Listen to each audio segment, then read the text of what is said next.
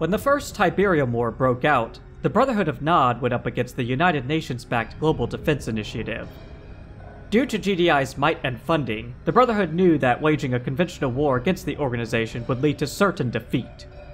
Thus, on the battlefield, Nod relied on being mobile and stealthy, utilizing hit-and-run tactics against enemy forces.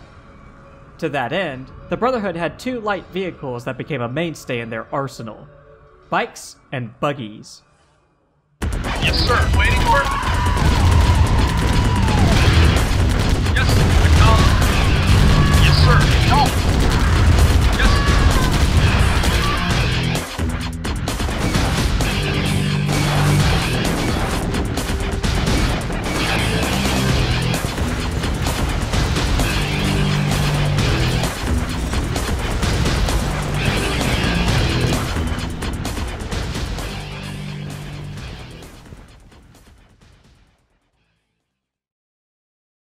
Scouting has always been an important aspect for commanders on the battlefield.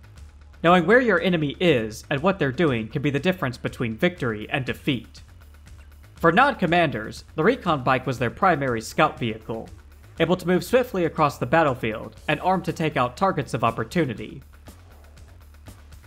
The recon bike had two wheels affixed with all-terrain tires, which enabled the bike to swiftly drive across various off-road surfaces.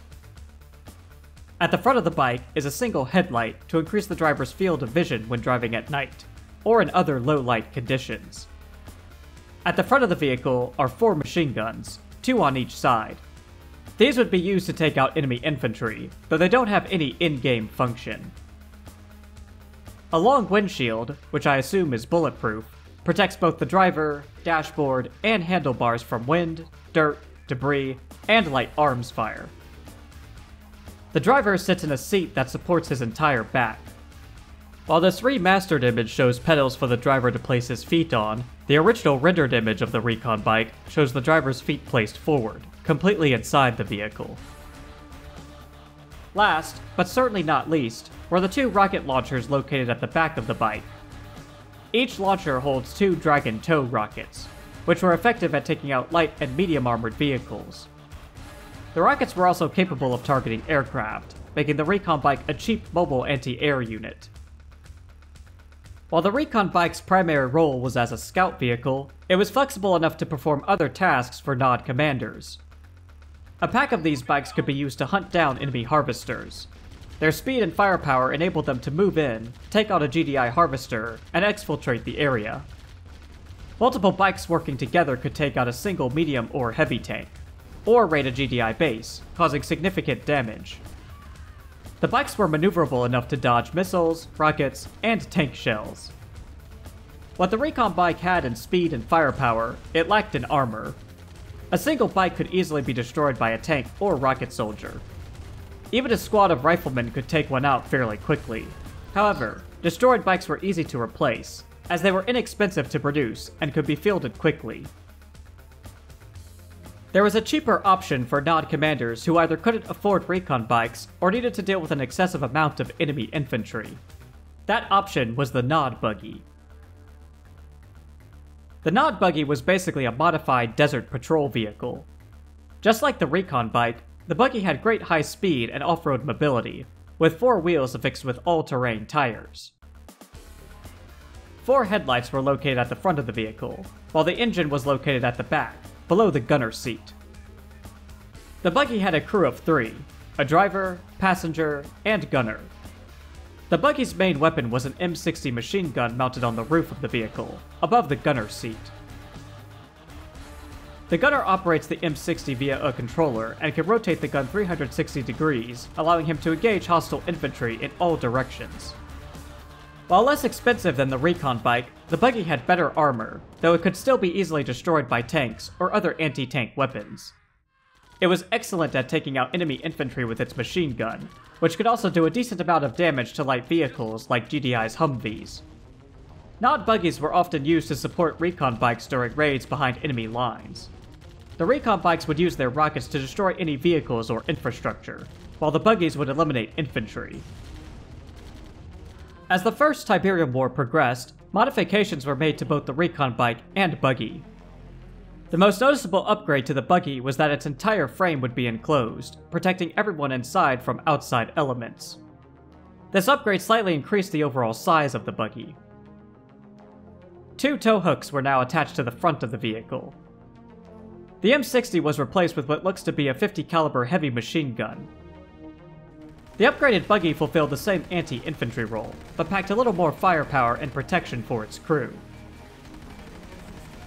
For the recon bike, the only major change was that the driver was now fully enclosed inside a glass canopy for greater protection. One of these bikes was responsible for shooting down GDI Commando Havoc's helicopter as it flew over a European village being taken over by Nog.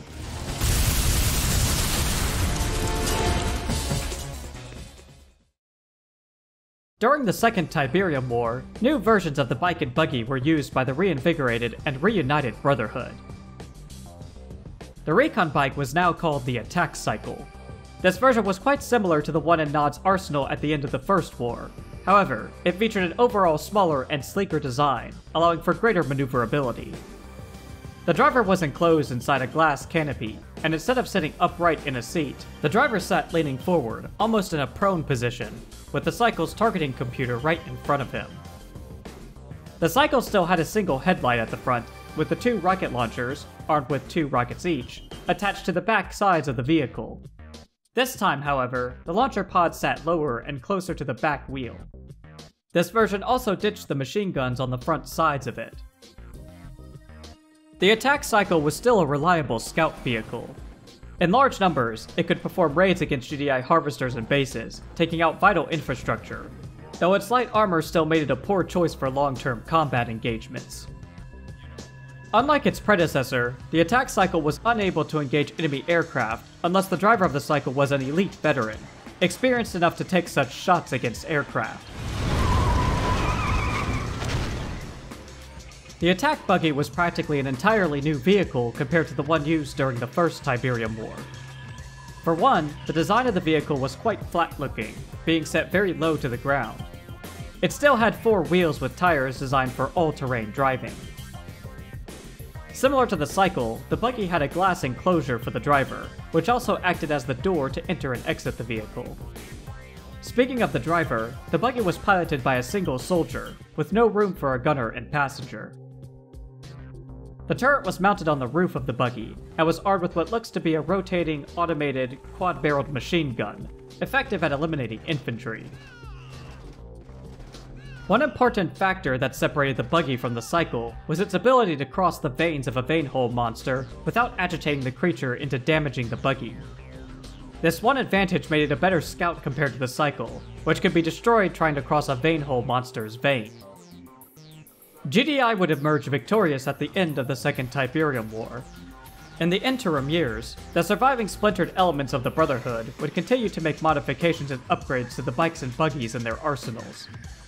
These would later be utilized by the Brotherhood after Kane emerged from stasis, reuniting the Brotherhood to once again engage GDI in the Third Tiberium War. The attack cycle was retired and replaced with the attack bike, which had a design similar to the original recon bike used during the First War. This bike's ready! The bike seemed to be longer than the cycle, and the driver was no longer enclosed in a glass canopy, or even protected by a front windshield. The driver sat forward on the bike with his legs exposed on the sides. The rocket launchers were placed at the back sides of the vehicle, just like the previous versions.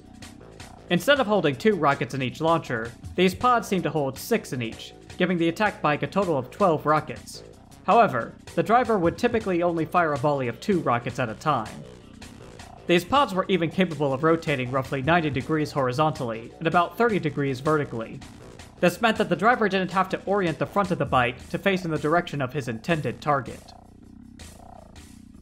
The attack bike was even faster and more maneuverable than its predecessors, at the cost of having almost no armor, and the driver being entirely exposed to the outside. Thanks to their speed and maneuverability, the bikes could dodge shells from GDI juggernauts, and waves from sonic emitters, as well as the plasma discs launched from the Skrin's Devastator warships. One important upgrade to the attack bike was that it was equipped with an advanced scanner array to detect enemy stealth units within its vicinity, further improving the bike's scouting capabilities. Packs of attack bikes were excellent at picking off enemy harvesters, and even taking on a small group of light and medium armored tanks. The bikes acted as cheap and effective mobile anti-air vehicles as well. Attack bikes could be equipped to carry Tiberium core missiles in their launchers from a technology lab. This improvement can be identified by the green containers of Tiberium attached on top of the bike's rocket pods. With these missiles, the attack bikes could do even more damage to armored vehicles, destroying them faster. These missiles were even more devastating to aircraft, bringing them crashing to the ground with only a couple of volleys. The new Raider buggy had a completely different design compared to past buggies used by the Brotherhood. Let's go on a raid! While it kept the 4 wheels and single driver, the main body was held up higher off the ground. The suspension allowed it to adjust based off the height of the terrain. The engine was placed at the back of the vehicle under the main body. 2 headlights, one each, were located at the ends of what I'm just going to call the buggy's, quote, fangs. The driver sat forward on his hands and knees, exposed to the open with no glass enclosure for protection against debris, bullets, or outside elements. The single automated machine gun was located on the roof of the vehicle, just slightly off to the left behind the driver's seat. The gun could rotate a full 360 degrees to engage targets around the buggy. This doesn't appear to be the safest design for the driver, as it would be dangerous for him to lift his head up while the machine gun was firing. Just hitting an obstacle on the ground could cause him to bounce up, unintentionally putting his head in the gun's line of fire. What the Raider lacked in safety, it made up for in quick but cheap production, speed, and versatility. The Raider continued to be an excellent anti-infantry vehicle with its burst-fire machine gun, which could also target aircraft, though it was not as effective at bringing them down compared to the attack bike's rockets. The machine gun could be replaced with a light laser weapon, once a Nod commander had requisitioned laser capacitors at a technology lab. This laser was more effective against light vehicles and aircraft, while being extra lethal against infantry. In addition to the laser, the Raider could be equipped with EMP coils, also requisitioned from the tech lab. These coils would be attached to the back of the vehicle. When activated, these coils would send out an electromagnetic pulse around the buggy, disabling any structures or vehicles caught in its radius. This attack was an effective means by which Nod could negate the capabilities of enemy tanks or defense turrets, creating a window of opportunity for their forces to destroy the hostiles without fear of return fire.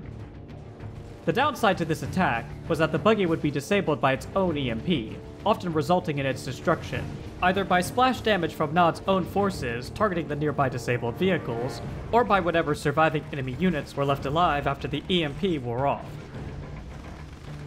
Raider buggies in both the Black Hands and Mark of Cain's arsenals were equipped with advanced sensors that enabled them to detect nearby stealth units.